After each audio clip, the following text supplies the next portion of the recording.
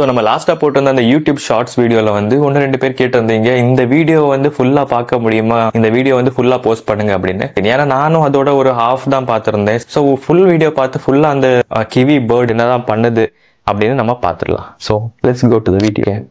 Kiwi, நான் அதில் வந்து பறவைன்னு சொல்லியிருப்பேன். ஸோ அது வந்து ஒரு கிவி பேர்டு.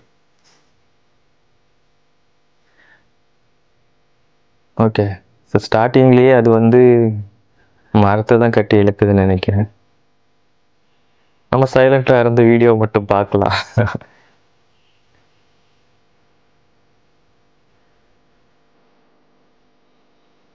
ஓகே,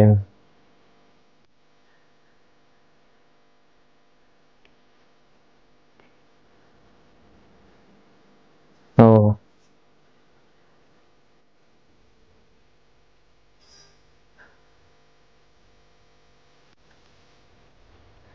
கீழே இருக்க மரத்தை வந்து மேலே ஒரு மரத்தில் கட்டுதுன்னு நினைக்கிறேன், கயிறு போட்டு.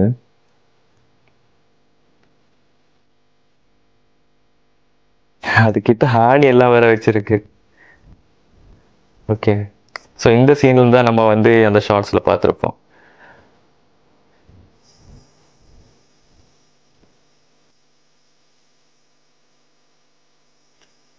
ஓகே, முடிஞ்சு.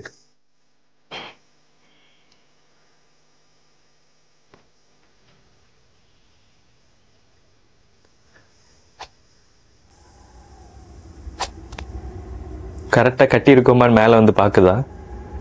ஓகே, எல்லாமே பர்ஃபெக்டாக பண்ணியிருக்கு. மறுபடியும் கயிறை இழுத்துட்டு போகுது. ஓகே,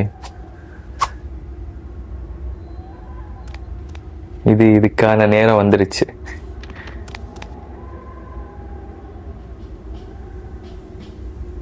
ஸோ அதுதான் அதோட ட்ரீம், நினைச்ச ஒரு விஷயத்த சாதிக்கிறேங்கிற ஒரு ஹாப்பினஸ்.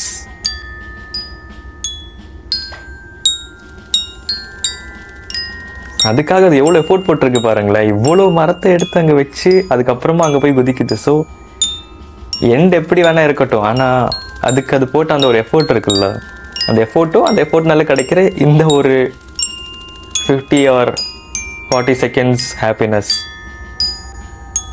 நிஜமாவே ஒர்த் இட் தான்.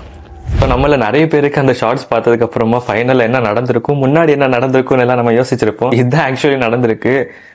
அதோட ஒரு ட்ரீமை வந்து ஃபைனலி அதை வந்து அச்சீவ் பண்ணிருச்சு. ஆனால் அச்சீவ் பண்ணுறதுக்காக அது எவ்வளோ எஃபோர்ட் போட்டிருக்கு நீங்களும் பார்த்துருக்கீங்க. ஸோ இது நமக்கு ஒரு நல்ல ஒரு லெசனாக இருக்கும். அண்ட் மறுபடியும் இன்னொரு வீடியோவில் சந்திக்கலாம். until then, take care, bye bye.